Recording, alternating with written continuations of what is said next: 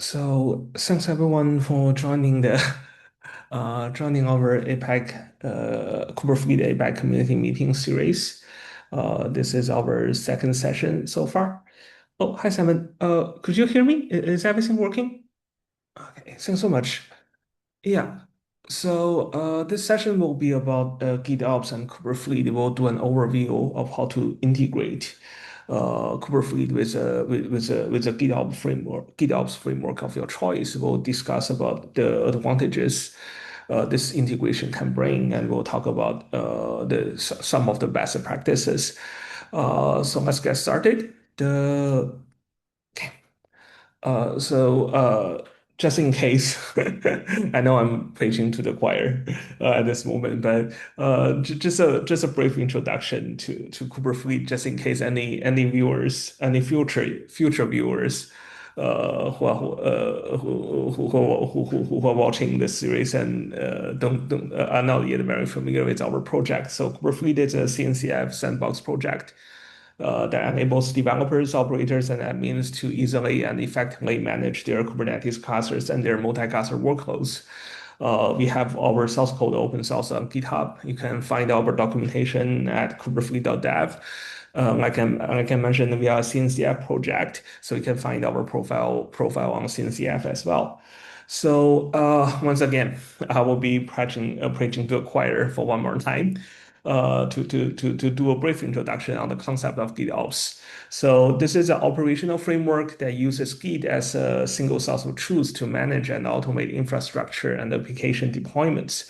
The general idea would be that you keep everything, the state of your whole system in a Git repo, and then you set up a GitOps framework. The common choices being Argo CD or FluxCD, but there are other solutions as well. So this framework, this tool will be reading the state from the Git repository and will be synchronizing the states to the Kubernetes clusters. Basically, they will be applying the Kubernetes resources as they are kept in the Git repository to the Kubernetes clusters. Because the whole synchronization is automatic, it eliminates the needs for manual configurations. The keys of this pattern, the core benefit it brings would be that you would have a trackable history of states in your Git repository, so you can go back to any previously working state. And it's also very auditing friendly. You know exactly who's making the changes, when they are making the changes, and what the changes are. Basically, it gives the operation engineers a peace of mind knowing that all the states are being kept safely in a Git repo, and we can reuse them any way we'd like. So typically, a GitOps setup involves people installing Argo CD or Flux CD. All of those are available as cloud native applications that can run inside the Kubernetes cluster. You install those applications inside the Kubernetes cluster, configure those tools to connect the Git repository, and they will start applying resources. Now, as more and more people begin to adopt the multi-cluster pattern, all of those GitOps frameworks we just mentioned, Argo CD, FluxCD, they have all added multi-cluster support. So if you configure them with multiple clusters, basically you are tagging them the Kuber configs of your individual member clusters. They can connect to them individually. So you just install the application once, and they will be able to connect to all your member clusters and apply the resources as you want. You can specify like I want to apply resource variant A to cluster X and resource variant B to cluster Y. That kind of setup is always possible with two frameworks. Now, for someone who's familiar with Kubernetes, you will recognize that this is a pattern that's very similar to what we have at this moment. Inside Kubernetes, one of our core functionality would be we give people the ability to place resources freely across member clusters. And then the API works with this workflow. So you first create all the Kubernetes, you first create all your Kubernetes resources inside your Kubernetes hub cluster. Then you create a Kubernetes placement API. This API specifies what resources to place and where the resources should be placed. then KubeFleet will create a number of bindings. Those bindings symbolizes the relationship between a set of resources of a member cluster. It basically tells that cluster A need resource X. And then KubeFleet will function by applying those resources to the member clusters. So as you can see, this flow is very similar to the one we've seen we introduced with GitOps tools. So a natural question about this, and we got asked this question a lot, is why do we want to integrate KubeFleet with GitOps? Or more precisely, why use KubeFleet when many GitOps solutions can already connect to multiple clusters? This is a very interesting question. If you are already using KubeFleet, then this question is really a really easy one to answer. You can check your KubeFleet configuration in a Git repo as well. Then you would have a trackable state. You will have a peace of mind knowing that the configuration is always there and can always be processed, can always be repeated. But if you haven't adopted KubeFleet yet and you're already using GitOps, then this question becomes a lot more interesting. Now, even though the workflows we see here are similar, there are many unique positions, unique perspectives, unique values that KubeFleet can bring. The first one being that KubeFleet has a scheduling-based placement. What happens inside a GitOps tool when you set up multi-cluster support is that it often features a static delivery pipeline. You must explicitly specify which resources to place to which clusters. There's a very rigid one-to-one relationship, which you must tell Argo CD or Flux. But with KubeFleet, things are different. We have a scheduler enabled. So instead of saying resource X must go to cluster A, we allow people to say resource X will go to all clusters in the ECUS region. So you can specify some kind of scheduling constraints, which KubeFleet will reconcile and will execute. Now, how useful this is kind of depends on your use cases. We know that there are customers who are very familiar with their clusters and who know exactly where to place those resources. For those customers, one-to-one mapping isn't necessarily a bad thing. And in their case, scheduling might be not that necessary. But KubeFleet has values beyond that. You can see that even if you are okay with a one-to-one mapping between your resources and clusters, clusters by themselves are computing resources with their own life cycles. A cluster has its own beginning and its own end. There are always situations where, say, you need to upgrade a cluster. During the upgrade, the whole system will become temporarily unavailable. There are also situations where a cluster cannot be used anymore due to misconfiguration, due to some Kubernetes failures, etc. So you have to fail over the cluster from to a new one.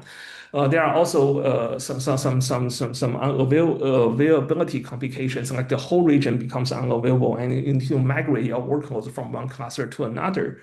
And all those life cycle scenarios, they cannot be easily processed with a GitOps tool because, like I mentioned, all those tools they feature a one-to-one rigid mapping inside their system. But with KubeFleet, things are different because we are a cloud native solution. We can reconcile those changes, and we can even help you to deal with all those lifecycle events.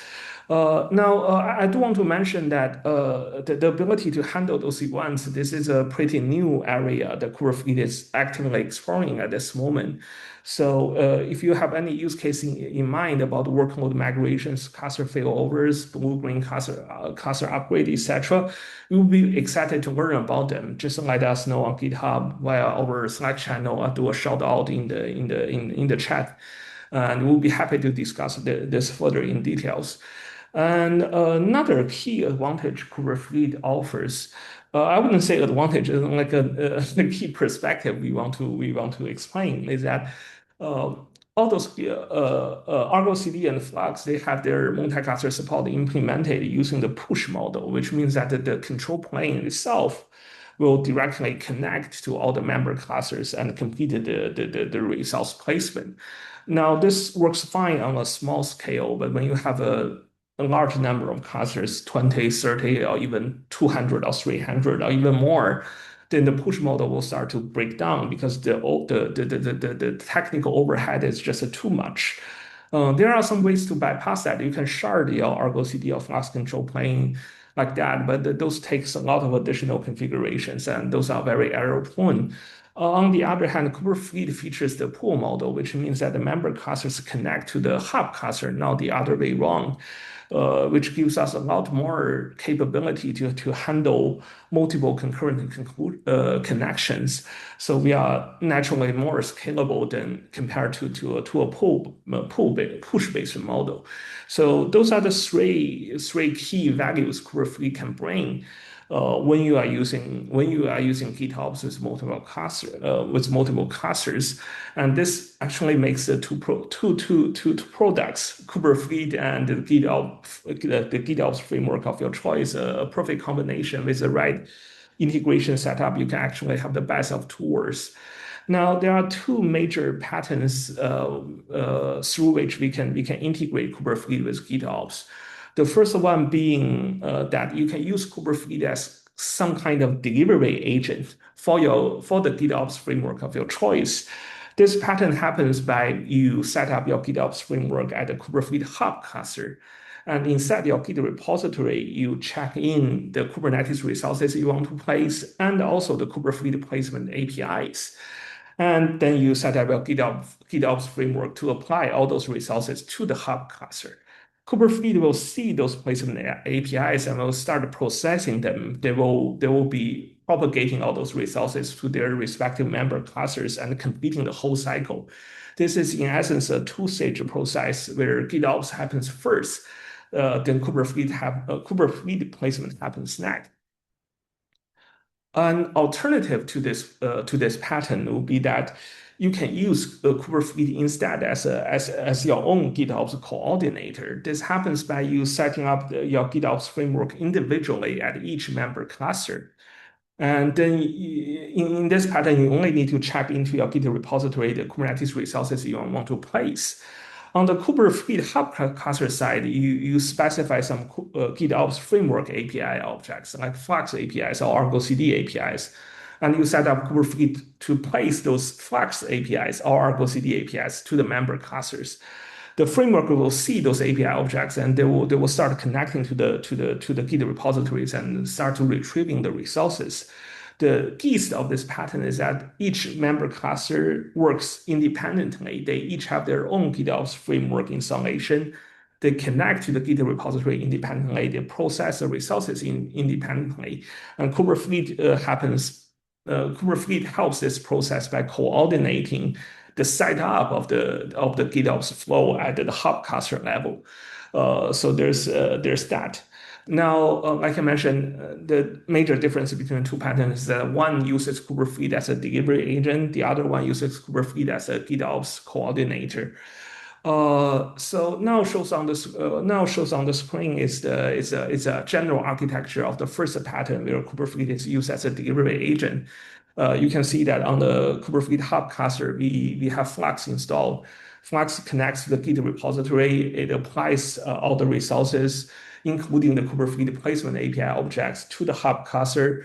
KubeFleet will process all those placement, and then they will apply the resources to the member cluster. I have a very quick demo prepared just to showcase how this works. In this demo, we use Flux. But Argo CD or any other framework you prefer should just work. So we have a client-based fleet setup. You can see that I have three member clusters. And I have Flux installed on the hub cluster. Yeah. So now what we do here is that on the hub cluster side, we set Flux up. We set Flux to connect to this specific Git repository, and then we ask Flux to apply resources in this specific directory. inside the Git repository we just set up. So here I will just apply the two resources.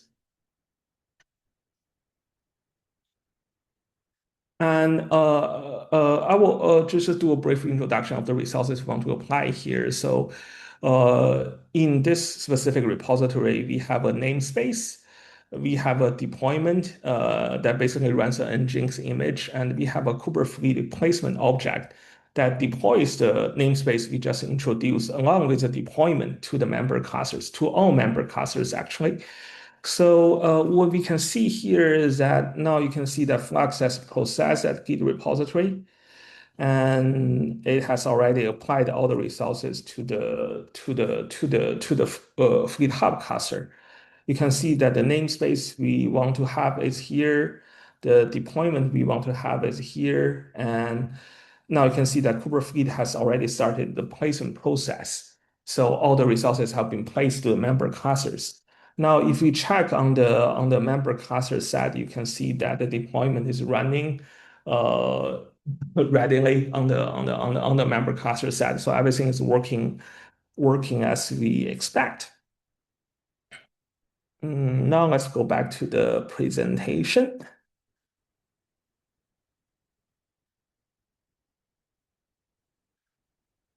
Oh, sorry, wrong page. Okay. Okay. Now, the second pattern is like we just introduced, is using KubeFleet as a GitOps coordinator across member clusters.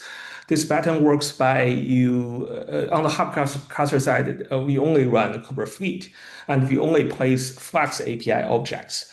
On each member cluster side, we have a Flux install. It will reconcile the Flux API objects being placed by KubeFleet, retrieve those resources from the Git repo and apply those resources to the member cluster. So I have a demo prepared as well. So in this demo, as you can see on the hub cluster side, now this time we register a OCI repository, which features a Helm chart. And we set Flux to install this Helm chart onto these member clusters. We use Kubernetes placement API to place those Flux API objects to the member clusters, and it works this way. So here, for this demo, we'll be using a hub cluster that doesn't no longer have Flux installed. It doesn't have Flux installed, so all those the source objects and the Helm release objects, they will just stay there as data objects. They won't be processed by anything. So let me apply those resources. Okay. And now, in a few seconds, you can see that KubeFleet has already applied the OCI repository to the member cluster, as you can see here, and it has applied the Helm release to the member cluster as well. It's now running the install application, and in a few seconds, you should see, yeah, we can see there's already a pSQL code running on the member clusters. KubeFleet is there coordinating the propagation of Flux APIs, and Flux installations will do the actual work. That's the gist of the second pattern. Now, about exactly which pattern to use, both patterns have their advantages and disadvantages. If you use KubeFleet as a delivery agent, the operation overhead is minimum because you only need to install Flux once on the hub cluster, and because it still uses hub cluster for the actual placement, you can monitor the whole process from the hub cluster with the help of KubeFleet and Flux. The only downside of this being that the hub cluster becomes a single point figure. If you have a high availability setup, then this won't be an issue. If you use a second pattern, the good part about this one is that each cluster will be able to connect to the Git source independently. But the downside will be you need to install Flux or Argo on every member cluster, which means that there's operational overhead. There's also monitoring complications, which means that as each cluster works on its own, it's a little bit difficult to track how everything works. KubeFleet can help with that by monitoring the status of the Flux API objects down on the member cluster side, but still there would be limitations because each cluster runs its own process. Now, here's another interesting thing I want to mention before ending this presentation. And actually, thanks Simon for reminding me about this, for introducing this very interesting idea. So the one more thing we want to mention is about Gitless GitOps. The name might read a little bit contradictory, but the general idea is that in the prior demo, you can see that instead of connecting to a Git repository, we are connecting to an OCI repository. Now, typically when we talk about OCI repositories, it is a repository that stores images like Azure Container Registry, right? But it can be used to save other things as well. It can be used to save Helm charts, like we just shown. It can be used to save the contents of a Git repo as well. And that's what this whole idea of Gitless GitOps is all about. Is that instead of setting everything to connect to a Git repository, you package your repo as a whole, and then you save that as an artifact in an OCI repository, the same way you save an image. Then you can set up your Flux installation or your Argo CD installation to process this artifact. This you can think of this as an image of the Git repo, and use tags to control the rollout of the system. So what happens here is that imagine in a day-to-day workflow where I have a Git repo and I have already packaged that, push that to an OCI repository, and I have added some tags to that. This demo, we'll be adding the latest and the stable tags to the artifact. Then then another day comes and I need to make some changes to my repo. What happens is that I just trigger my CI pipeline. It will package the repo for one more time, save that to the repository, and then I can move the latest tag to the new version while keeping the stable tag on the old version. What makes this really useful is that with the red configuration, when you switch the labels, all the rollout will happen automatically. Those Flux installations and license to the latest tag will see that, hey, a new artifact is available under this tag, and will automatically retrieve them and processing them. Well, the Flux installation licensing to the stable tag will still be using the old code without any change. For Kubernetes, this matters as well because often we've heard from many customers that they have a fleet of fleets architecture where they have for example, some canary clusters organized, joined into one Kubernetes, and they have another side of product clusters jump to a second fleet, the prod fleet. So with the right configuration, like I mentioned, you can switch tags so that both fleets will auto roll out the artifact of your choice without you needing to do any manipulation on the hub cluster side, without you ever needing to touch any configuration on the hub cluster or even inside the Git repository. All you need to do is just set up the CI pipeline, retagging as you see fit, and everything will happen automatically. So that's the interesting part about this Gitless GitOps pattern. And I think this concludes my presentation today. Actually, this is just a brief introduction of how to integrate Kubernetes with GitOps. There are many exciting things that we can do with this pattern, and like I mentioned, Kubernetes is still evolving, so we are really open to hear any feedbacks you have about the possibilities, about the potential use cases, and we are happy to make changes accordingly to make great things happen. Yeah, I think that concludes my session today. Uh, yeah, I guess we still have a little bit of time. If there's any questions, please just let me know. Yeah, I got a few questions for you, Chen. So obviously you talked there about a couple of patterns as a delivery agent, and what was the other term you used for the two patterns of integrating KubeFleet? But when I look at the delivery agent pattern, you said that one of the downsides is KubeFleet, the hub cluster becomes a single point of failure. Is Mm. there something that you're thinking about or the project's thinking about that might look to address that in future? Might not be immediate term, but is, that kind of high availability something that's on the roadmap somewhere? Yeah, yeah, we have a really, really lively discussion last session as well about this. So high availability is always a goal Mm, chasing after. Uh, Technically speaking, because etcd can be set up across multiple regions. So if your hub cluster is configured with such an etcd deployment, then it will become automatically regional figure tolerant. You can always start your API server in a different region. mhm, Your data will still be there, and you can process them. But I understand that this is a configuration that now that few people are practicing at this moment. It has its own limitations. mm, We also did some discussion about dual writing in the sense that every time you make some changes on the hub cluster, we automatically replicating that to a mirrored hub cluster, and yeah, all the member clusters can be configured to switch connections to the second hub cluster as needed. There's another way to keep the data consistent.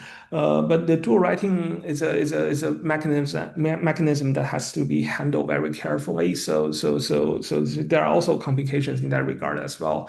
High availability is a very, very tricky situation. yeah, We are actively looking to find ways to address that. Oh, and another solution would be instead of using etcd, we can use Cosmos DB, etc., as a database, mm, and then there will be another option. I said that there are just so many different alternatives. As a project, we are actively exploring all the possibilities. Hopefully, yeah. we can have a Yeah, solution. like it's like you said, there's like a tiering of solutions. One today, if people are self-hosting and have the knowledge, then they have the ability to control how the etcd configuration works. But I think in some more controlled environments or hosted environments or hyperscaler cloud environments, you maybe don't have some of that flexibility. But it's good to hear that the project's thinking about, how to solve that longer term without necessarily relying on a hyper cloud platform to necessarily provide that capability out of the box. Um, Other question I had was, I know KubeFleet can do kind of staged rollouts using staged update runs, something we might talk about a little bit in the future community call if people are interested. Obviously with things like Argo CD, you have Argo rollouts. I think Flux is now sort of moving more into that space as well to give you a bit more control over Mhm. when your apps or your configs roll out. Have you got any thoughts about, the patterns you've talked about combining them with staged update runs, if that would even be possible? I don't know. Yeah, yeah. It was a really, really great sound. Yeah, and definitely it is possible. Exactly how it works depends on your patterns, right? If Yeah. you Kubernetes as a delivery agent, then you might want to use the sage role on the Kubernetes Mm. to facilitate the process. If you use that GitOps coordinator, then every time you make some changes on your GitOps configuration, you would still need to use Kubernetes to coordinate the rollout of that. Yeah. And now I do recognize the fact that at this moment, Argo CD or Flux, because of the nature of the platforms, they have a relatively speaking more flexible rollout capabilities than what Kubernetes can do at this moment. Mm. Now Kubernetes always roll the average changes all together.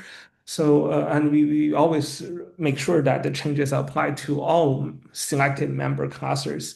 In reality, some customers might prefer setups where inside a placement, some clusters use revision A while the other clusters use Yeah. revision B. We might need to think about. We are thinking about enabling that kind of flexibility inside the system. Hmm. One really interesting thing I do want to mention was that uh, we always believe that KubeFleet's value lies in the capability that we can handle the setup, the quorum of member clusters dynamically. We don't necessarily need people to use a fixed setup. So as we fulfill that vision, as we cater more and more to the possibility that customers may come and go, we might be able to enable new patterns of rollouts, like we can do Yep. ring, that kind of thing. Yep. Those are new possibilities we are exploring at this moment.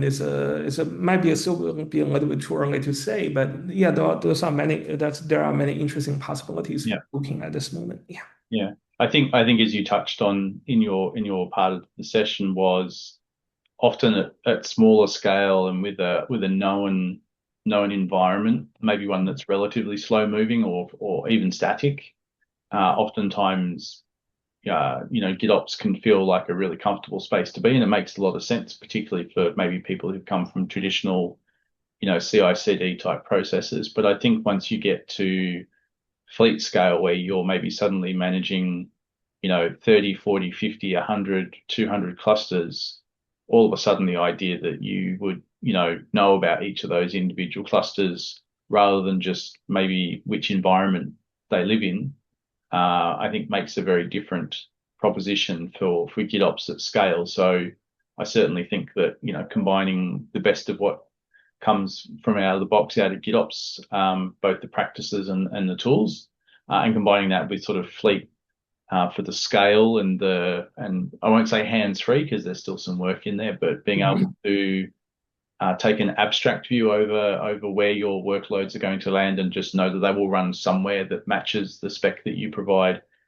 suddenly becomes far more interesting. And I think, what you've talked about here is a good foundation, but I think for people who maybe catch this later, where I see the real value in combining these two together is really at that larger scale end of the spectrum. But I think to get there, you probably need to start with that as well, or think about how you migrate from, pure GitOps to combining the two technologies together so that you can, as you grow, you're already set up to use the workflow in a way that, is going to help you get to that, 50, 80, 100, 200 plus clusters without having to go back and necessarily re-architect everything from scratch. And I think the other bit to that, which we kind of precedes everything you've talked about, is there's also probably some benefit from a simplification of what your Git structure looks like and what your Git workflows look like to do things like workload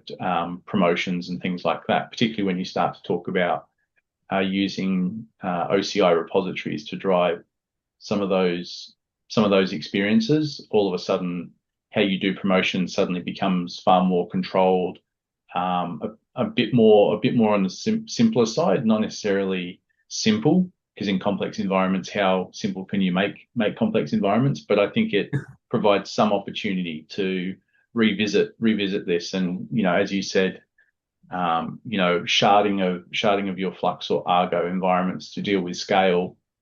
We know that's a pattern that exists. We've seen quite a few people using that.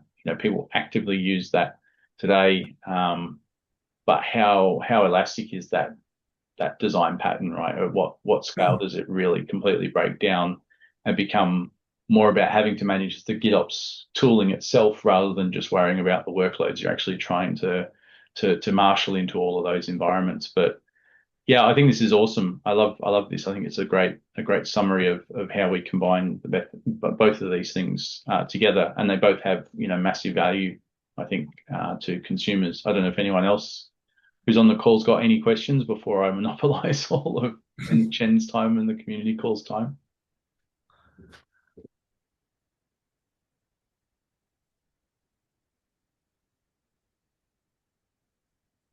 All right, where's my virtual gavel? I don't know, Chen, I'll hand it back to you. So Yeah. I don't know, do you have, did you want to chuck the slide back up again, just that talked about KubeFleet? People want to go and find out a bit more about where KubeFleet lives, find out a bit more about Sure. the GitOps stuff, and then we can maybe wrap things up for today's call. Yeah. So if anyone's interested about the project, feel free to visit us on GitHub. we'll be really thankful if you drop us a like. You can find our documentation on the KubeFleet.dev website. I do want to, there's one more thing I do want to add is that even though I mentioned a lot about how KubeFleet works well with large scale projects, we really wanted to be a solution that works well for environment of all sizes. Like I mentioned, even if you are using a smaller scale multi-cluster setup, even if you just have a few clusters, less than 10, for example, you still be facing challenges like you need to switch clusters as the old clusters need to be decommissioned, as you expand your horizon, as start to run your workload in more kind of regions. We will always be handling, even if you are comfortable with a fixed side of clusters, there are always situations where you need to modify your memory cluster setup. And that's a situation where KubeFleet can definitely help. And we'll be really excited if you have any use case in your mind about this. We would love to hear about that. And we wanted KubeFleet to be not a little bit more than placement as well. It can be a nice observability platform as well to help you better understand your needs. So there's that as well. Anyway, yeah, for whoever is going to be view this session, feel free to learn more about the project using the links on the screen, and just let us know if you have any questions or concerns about the product. Yeah.